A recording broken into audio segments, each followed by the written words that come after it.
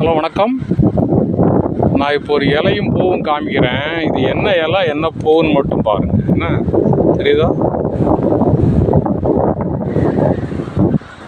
ஆவாரம்பூ தெரியுதா? இது ஒரு நண்பருக்காக கொண்டு போய்கிட்டு இருக்கேன். அவங்களுக்கு ஏற்கனவே சுகர் கால் புண்ணாயிடுது. ஒரு விரலில் அப்படி புண்ணாயிடுது.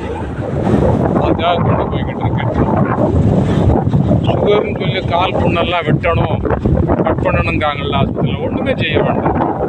இந்த இலையில கொஞ்சம் எடுத்து நல்லெண்ணெய் 1 ஸ்பூன் விட்டு அரைச்சி அந்த புண்ணு இருக்க இடத்துல அப்படியே நீங்கள் கெட்டிக்கிட்டு வந்தீங்கன்னா போதும்.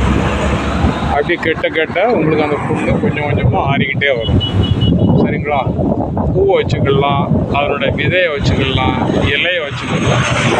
நல்லெண்ணெய், சுத்தமான செக்கில் ஆட்டின நல்லெண்ணெய் வாங்கிக்கிடுங்க.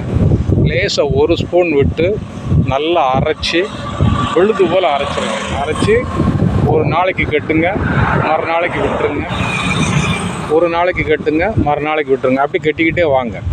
சரிங்களா?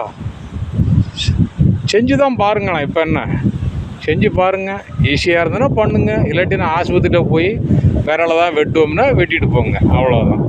இந்த வீடியோ பிடிச்சிருந்தா சப்ஸ்கிரைப் பண்ணுங்கள், லைக் பண்ணுங்கள், கமெண்ட் பண்ணுங்கள், ஷேர் பண்ணுங்கள். நன்றி, வணக்கம்.